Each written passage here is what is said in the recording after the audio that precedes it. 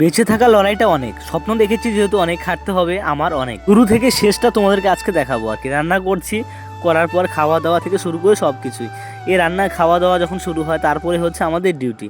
তো ডিউটি তার আগে আমরা যখন একটার সময় যখন রুমে এসেছিলাম, এসে দেখি খাবার দাবার কিচ্ছু নেই, আবার রান্না করতে হবে, তারপর খেয়ে দিয়ে আবার সেরকম করে আবার সেজে গুজে চলে যেতে হবে।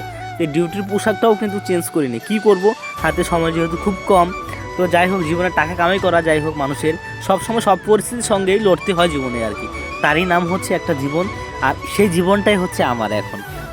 হাতে থালি নিয়ে চলে আসলাম জল টল নেওয়ার জন্য, তোমাদেরকে রুমগুলো শেয়ার করার জন্য আর কি। পাশের যে রুমগুলো ছিল আর কি, অতিথি হিসেবে তাদেরকে এখন দেখা হয়। সকালটা হলে ওদের মুখটাই দেখি প্রথমে আর কি, যেহেতু অন্যদেরকে মুখ দেখতে পারি না এখন আর। তো যাই হোক, বাথরুম টাথরুমগুলো এরকম ছিল। তো অনেকটাই খারাপ লাগে মাঝে মধ্যে আর কি, যে বাইরের পরিবেশটাই থাকে অন্যরকম, আর বাইরের পরিবেশটা টোটালটাই কিন্তু আলাদা। কিন্তু একটা কিন্তু গু টু কত রকমের পটি, যেটা আর কি আমরা বলি আর কি একটু শুদ্ধ ভাষায়।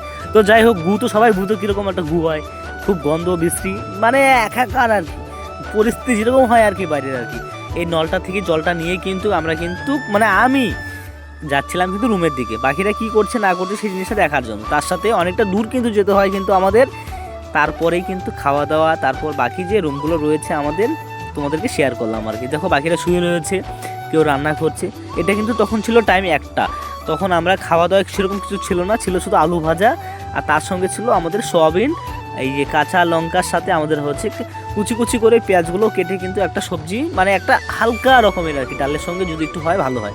তার সঙ্গে একটু রেস্ট টেস্ট করে নিলাম, তারপর খাবার দাবার যেটা আর কি মাঝখানে রেস্ট করার আগে কিন্তু খাবারটা করেছিলাম আর কি। তো যাই হোক, সেই খাবারটাও শেয়ার করলাম তোমাদের কাছে। কেমন লাগলো ভিডিওটা অবশ্যই জানাবে, কিন্তু বেঁচে রয়েছে এখনও।